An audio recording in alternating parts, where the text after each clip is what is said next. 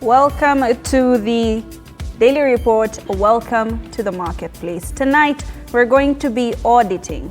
We're going to be going through a couple of numbers. We want to know where the debt position of the country is in no certain terms. Of course, going to be going through some of the reports by the Office of the Auditor General and some of the reports by the Treasury and, of course, the Parliament. We're also going to be touching on some feedback that we got from Kenyans from different counties. What exactly do you think about the debt position of the country? Already in studio, I have two, one would say heavyweight gentlemen. I have with me CPA Wycliffe Bichanga, who is a council member of ISPAC, and I have Engineer Shama Kiteme, who is the IEK president. Welcome, gentlemen. Thank you. Now, before we even go into the serious matters, Engineer Kiteme, I'll start with you. How do you think we're doing as a country, economically speaking? What are the numbers you think we're playing with when it comes to the national debt? Well, basically, we have the data in terms of economic growth and GDP. We know last year we did about 5.6%. We do know that every budget situation that we have a discussion around, and my colleague that will maybe handle that better than I. Right. Part of it really is a debt. Right. Debt financing.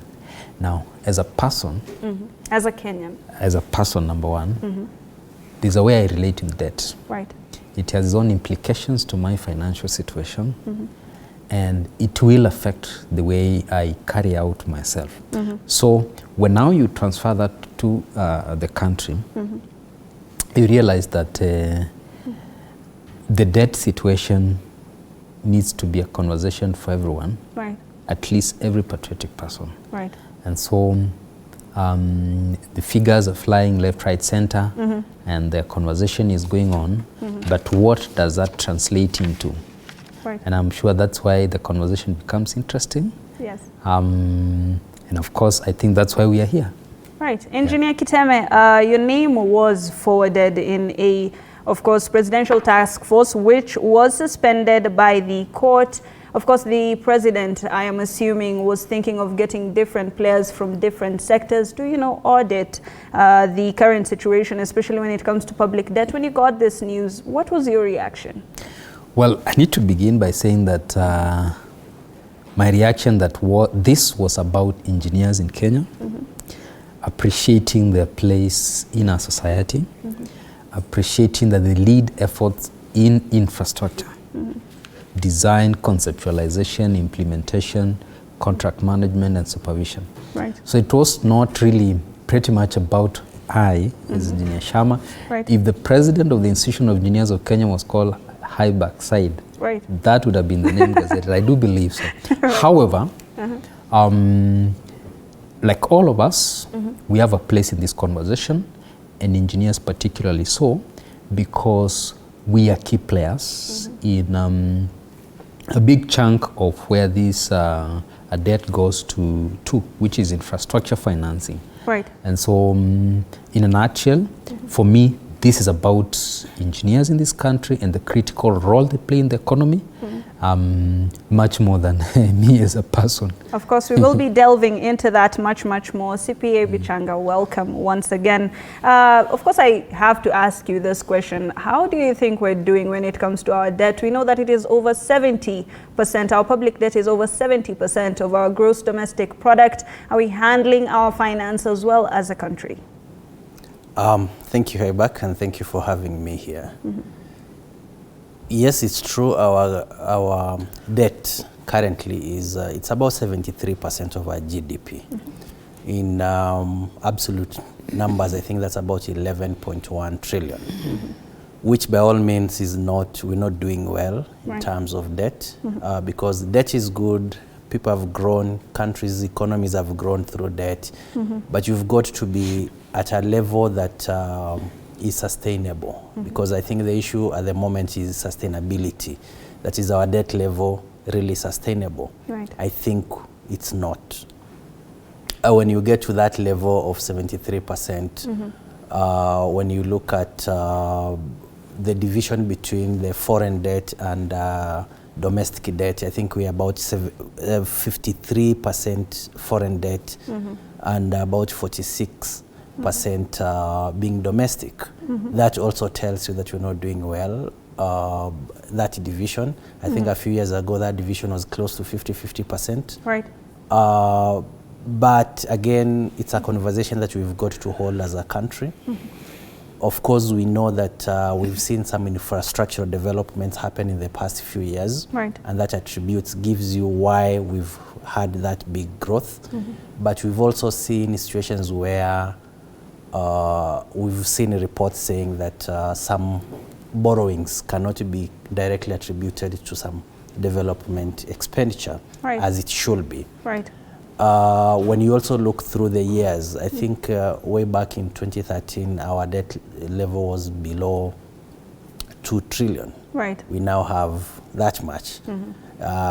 So when Kenyans come up and say we need to have this discussion, I think they're on the right path. Right. Gentlemen, let's just go through a few numbers here. What we know so far is that the public debt is definitely above the 10 trillion mark, and this was a mark that was given in order for us to sustain ourselves. Of course, now the government is trying to sustain it through percentages instead of having a debt ceiling, and the external debt and the external public debt is from multilateral, bilateral and commercial creditors, while domestic debt is from treasury bonds and bills. I'll throw this back to you, CPA Bichanga. You said that 53% of our debt is foreign and the rest is domestic. Of course, this is kind of, irregular.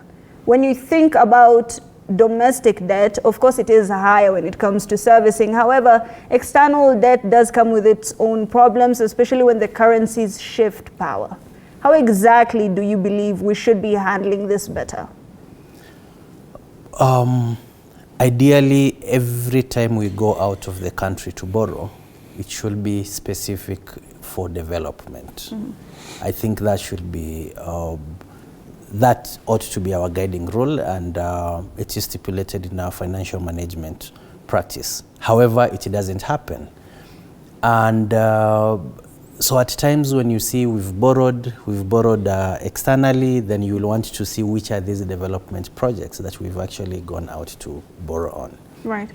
It's not any better when you borrow domestically, because what has happened is that when you're very heavy as government borrowing domestically, you then sort of suffocate the business community in the country. Right. We've seen instances where businesses are not able to borrow from local banks because the local banks, they feel it's more attractive to lend to the government rather than lend to the public. So again, it stifles growth of the economy. Right. So we've got to achieve a good balance where we're borrowing externally and domestically, but I think the real debate here is that should we be borrowing every year? Because when you look at the graph, you will see that the domestic debt has been going up. Right. Year in, year out. And this is because every budget that has been presented has got a deficit, meaning we are forced to borrow on a year-to-year basis. Right. We're living not within our means. Absolutely. We're living beyond our means. And I think the conversation that now is in everybody's lips is how do we live within our means to avoid issues of borrowing, because you are borrowing to meet certain expenditures. That means you actually do not deserve those expenditures. Right. Engineer Kiteme, you had a statement today that was somehow touching on some of these funds and how some of the issues and projects are usually debilitated when it comes to, when debts are not serviced and when counties do not get funds. Let's take a look at the third clip.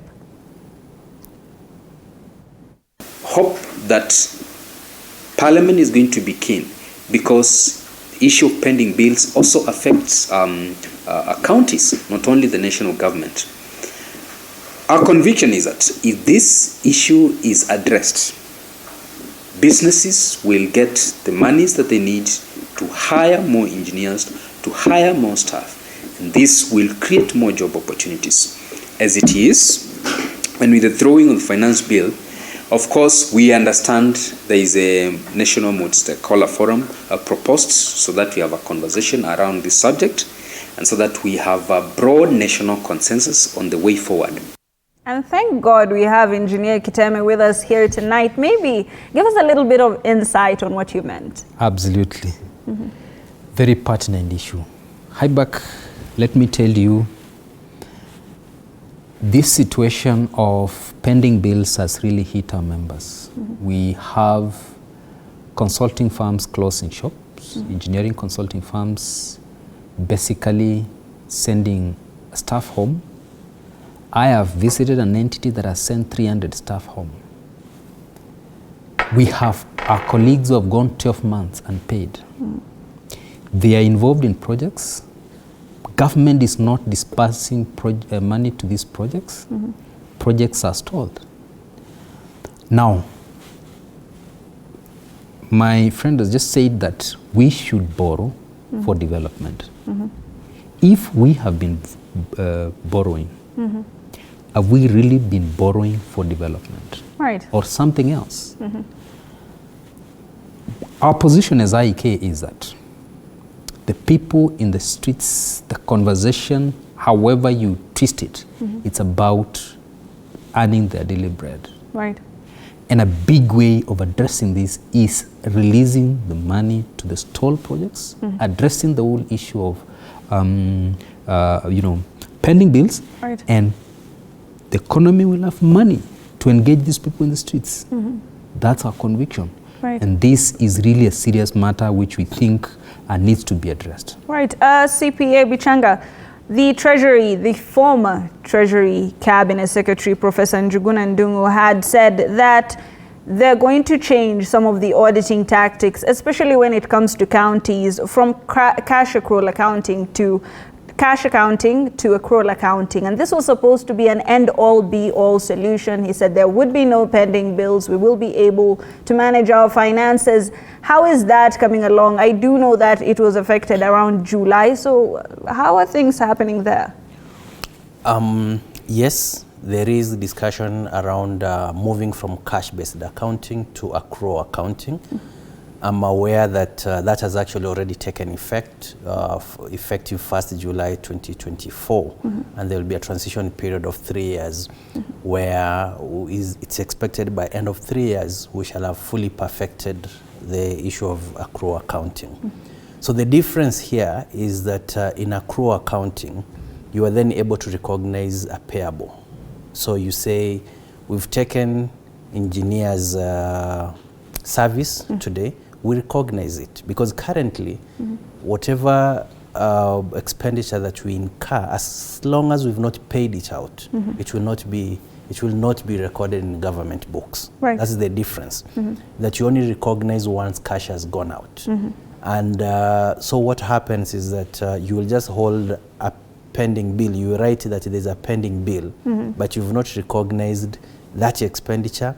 At the same time, you've only had it in a list that there's a pending bill here. Right. So what accrual accounting does is that the expenditure, for example, if engineer here was involved in construction of a certain building, so the building will be recognized in the books, it has come in.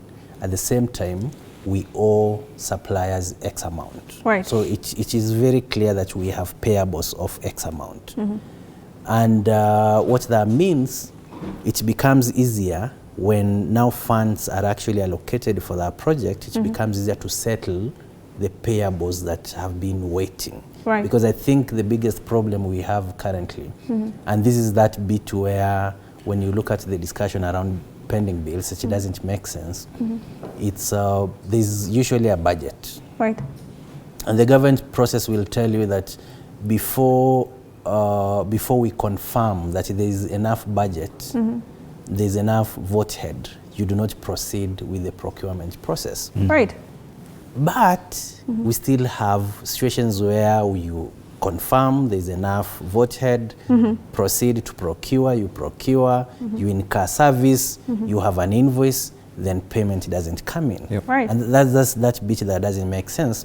But we know that what happens is that diversion of funds. So the budget line is this, but the money is spent on a different budget line. Right. And that is our headache as a country. Right. We really hope that the accrual-based accounting will change things, and I'm happy that the whole sectors, the whole agencies involved in the process have come together, including our very own ISPAC. Right. They've come together to just sensitize the public, sensitize the accountants working in those institutions on how to take up accrual-based accounting. Right. Bichanga, what you've said has raised the heckles of Engineer Kitebe. Would you like to add on to that? Absolutely.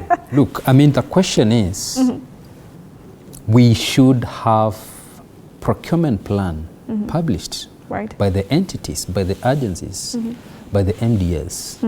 Then we do know there is this procurement plan, and any project identified should be financed, and that is within the sensible public finance management principles. Right. How then does it come to happen that we have projects stalling? And let me tell you the cost implication of this. These projects that are stalled, there is idle equipment and labor. There is a contractual agreement in place. Right. Most likely suspended because of non-disbursement of finances. The implication of that to the economy is huge. Right. There are going to be claims. There are going to be, cases that are going to come out of this, and it is going to be painfully borne by citizens who pay taxes. Because when you have a contract situation and it is suspended for whatever reason, parties will incur loss, idle plant, labor and stuff like that, and they will claim. There will be determinations. We will end up into arbitrations and court cases. And there will be awards, and we have seen them in terms of billions. Right. So the multiplier effect of this public mismanagement of finances is huge. And we have been warning this.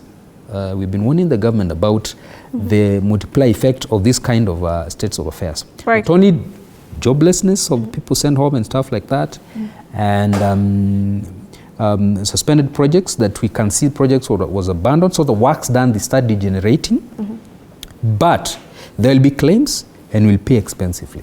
Right. Yeah. You've spoken about putting these documents in the public domain so that there could be a little bit more of accountability. And speaking of accountability and ensuring Kenyans get to know what exactly is happening, let's take a look at what the citizens have to say about this topic. Deni yenye iko kwa hii Kenya hata mimi nashangaa sana. Na nataka niulize President William Samoei Arap Ruto. Jana ulituambia, juzi hapa hivi karibuni ulituambia ya kwamba kuna kiwango ya deni ambayo ulilipa. Can you just be specific and tell us how much debt do we have and how much debt have we paid so far? Sababu hii mambo hii nchi yetu hii hata mtoto mmoja hajazaliwa akona deni.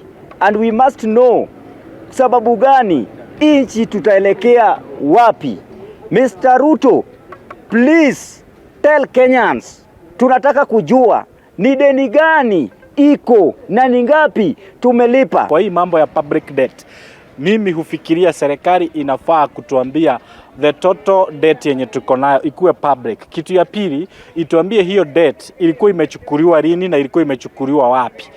Kitu ya tatu, ituambie hiyo debt ilifanya nini kwa ajili ya development ya hapa nchini. Kama for example itueleze, ituambie ni madarasa magani ilijenga barabara zipi, ilijenga reli zipi, tuweze kujua kama Kenya. Ya mwisho kabisa, hii public debt inafaa ifanywe audit mzuri sana. Tujue kama ikichukuliwa ilikuwa imefuata yale maafiki ambayo yamewekwa kikatiba ya kuhakikisha kuwa deni zikichukuliwa hapa. For example, nilipokuwa naangalia nilikuwa nimeona kwa 1.8 trillion zenye Ruto amechukua kama rais, 350 billion ndizo tu peke yake zimepitia kule katika bunge letu la kitaifa.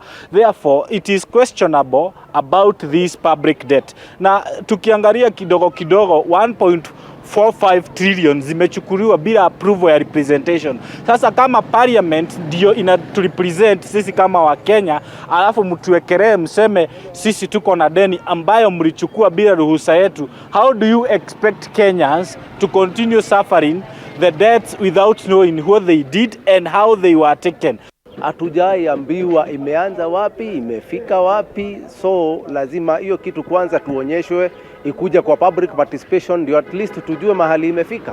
Lakini kuambiwa sasa tuko na trilioni 10 yenye hatujaiona, hatujua mahali hizo pesa huwa zinatolewa, mahali zinafanya kazi, tena zingine zinaenda, wanakopa, wanarudi tena, hatujui mahali zinaenda. So tunastahili audit kama ifanywe mpaka dakika ya mwisho, na alafu hiyo audit iletwa kwa public participation, sababu tangu nizaliwe mpaka mahali nimefika saa hizi, sisi bado tunaambiwa tuna deni, tunashindwa hii deni ni aina gani yenye haishi. Hii deni ni aina gani haishi? That's what Kenyans are saying. They want openness. They don't know where this debt is coming from, how it's being serviced. They don't have information that they should be having. They're saying we are the people who pay for these debts, but we don't know where it's coming from, where it's going to. We don't see the development projects. I was going through a few numbers, and according to the Parliament site, as of January 2023, our debt was at 9.182 trillion. That's according to the Parliamentary Budget Office. CPA Bichanga, you did say that right now we're at 11.1 trillion. You can see the difference, and that maybe if you could just give us an insight. Why are these numbers moving so fast? The Kenya Kwanza government was very adamant that we're not going to be borrowing more than we already were borrowing. What exactly is happening right now? So the Kenya Kwanza government came into office, I think, in August 2022. Our debt was at 8.8 trillion. That tells you that we've borrowed close to slightly above 2 trillion since that time. As to why that is the case, it will be very easy that that we did not meet our budget expenditure. So our revenue did not hit our expectations. We had to borrow more. It's that simple. And Hibak, this is exactly why people have been saying we now need to look at the expenditure. Right. I mean, we've seen what Kenyans have said about the finance bill, about collection of revenue. But I think the good discussion that now needs to follow is where are we spending our money? Where is the money going? We have seen, following the cancellation of the finance bill, we've seen the president say we're going to cancel, I think he did say the first lady's office, second lady's office, and no more, he did say no more confidential budget and all that. But I think we need to see a very well structured document which says the appropriation bill, which had already been passed, this is how we have revised it, so that we have a very clear feasibility of how much our expenditures come down. I think as a country, people are ready to fasten their belts. It makes a lot of sense this time round to say, you know what, our expectation for revenue is X amount. Let's match the expenditure. Whatever expenditure we will not be able to meet, then let it be. I think Kenyans are ready for that kind of discussion, because that's the only way to avoid borrowing over above what we've already borrowed. Right, and of course one of the lamentations that has come up is that Kenyans are asking, where are the development projects that we should be seeing? 2-point-something trillion is quite the significant amount. We will be going on a very short break, but when we come back, we will be delving into some of these development projects. Do they exist? Where is the money going?